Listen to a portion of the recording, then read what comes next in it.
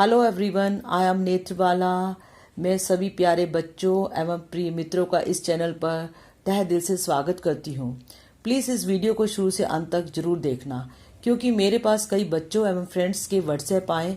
कईयों ने मुझे फ़ोन पर बोला तो कईयों ने मुझे डायरेक्ट कहा कि आजकल हमारे बच्चों का पढ़ाई करने का मन ही नहीं करता है, बल्कि हमारे कुछ डांटने से वे और उल्टा हमें बोलते हैं। तो आप प्लीज़ एक मोटिवेशनल वीडियो डालें ताकि शायद कुछ बच्चों का भविष्य सुधर जाए।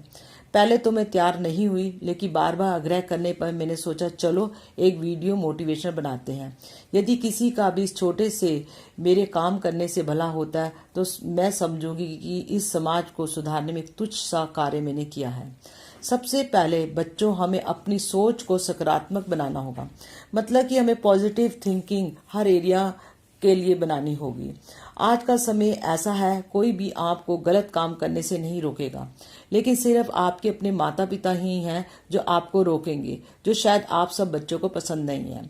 बच्चों में छोटी सी बात करती हूँ, क्या आपके पड़ोसी या आपके इवन मित्र भी यदि आप फेसबुक या इंस्टाग्राम या मोबाइल फोन को अधिक यूज करते हो तो क्या टोकते हैं? नहीं, क्योंकि वे आपके वेल विशर नहीं है। लेकिन आपके माता पिता आपको टोकते हैं क्योंकि वे आपके वेल विशर हैं और उन्हें पता है कि इन्हीं कारणों से आपकी पढ़ाई के मन में डिस्ट्रक्शन हुई है। तो सबसे पहले बच्चों, आपको खुद से सोचना है कि कौन मेरा वेल विशर है। इसके लिए सबसे पहले आपको अपने विचारों को सकारात्मक रूप देना होगा। यदि आप पॉजिटिव थिंकिंग रखेंगे तो समझो किसी भी एरिया में सफल होने से कोई भी नहीं रोक सकता। खाली पॉजिटिव थिंकिंग से भी कुछ नहीं होता है। इसके लिए आपको 4 पीस या 4 पीस का ध्यान रखना होगा। पहला जो पी है, प्लान है। आपने क्या करना है उसके लिए प्लानिंग बनाएं, चाहे वो पढ़ाई की हो, चाहे वो बिजनेस हो, चाहे वो आपका एरिया हो।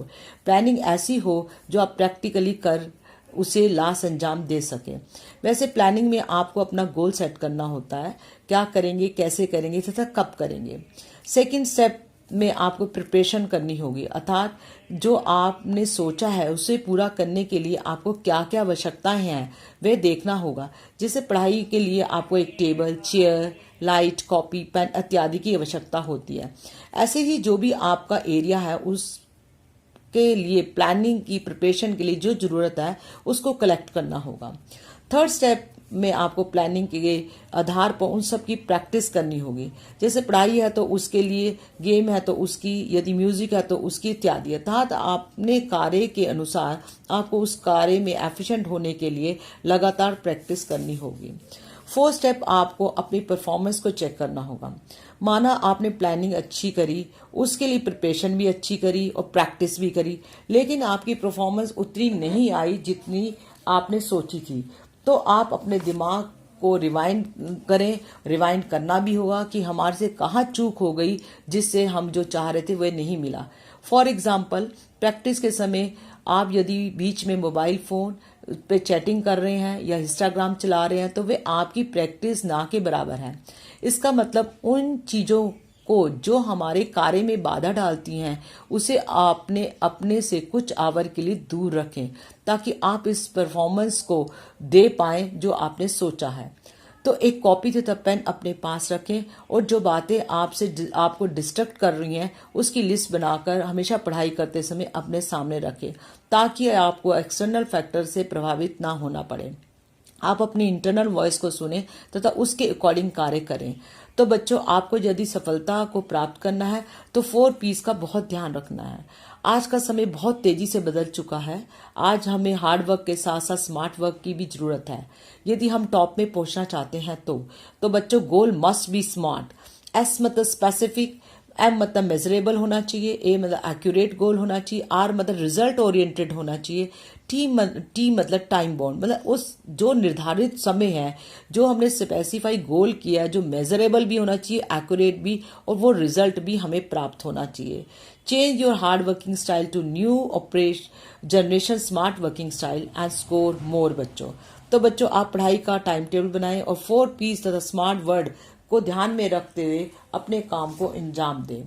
आप ये सोच लें कि मैंने खेल तब तक नहीं खत्म करना जब तक मैं जीत ना जाऊं। तो बच्चों, आपका जीवन आपके हाथ में है। हमारे पास 2 अनमोल वस्तुएं हैं, कर्म और समय। हर एक प्रकार के बैरियर चेक है। हम जब चाहें इनको कैश कर सकते हैं और उनकी कीमत पा सकते हैं। अब कितना क्या मिलेगा ये हम पर और हमारे कार्यों पर निर्भर है। जितना कर्म हमने किया है, जितना समय हमने लगाया है, उतनी ही कीमत हमें अवश्य मिलेगी। इसमें बेईमानी या हेरा फेरी की कोई प्रश्न ही नहीं उठता है। अर्थात कम हमारे पास हीरा है तथा समय हमारे पास मोती है। तो कर्म आपकी पढ़ाई है, जितना समय आप पढ़ाई पर लगाएंगे उतना फल आपको आवश्यक मिलेगा। इसमें जितनी ईमानदारी होगी उतना ही आपको रिजल्ट मिलेगा। तो बच्चों, मुझे उम्मीद है आप सबको प्रेरित अपने आप को करना है। कोई आपको मोटिवेट नहीं करेगा। जैसे आप खेलते हैं अपनी मर्जी से, जाते हैं घूमने अपनी मर्जी से, मोबाइल फोन अपनी मर्जी से चलाते हैं, इत्यादि इत्यादि। तो आप जितना समय इन पर लगाते हैं उतना ही आप डिस्ट्रैक्ट होते हैं। तो आज से इसी समय से अपने विचारों में पॉजिटिव थिंकिंग का समावेश करें तथा जो आपके कार्यों में डिस्ट्रैक्शन क्रिएट कर रहा है उससे दूर रहें और जो आप चाहते हैं वे प्राप्त कर लें। आशा है कि मेरी वीडियो आप लोगों को पसंद आई होगी। प्लीज़ लाइक सब्सक्राइब करना ना भूलें। धन्यवाद। अगली वीडियो मेरी पढ़ाई से रिलेटेड होगी। Once again thanks.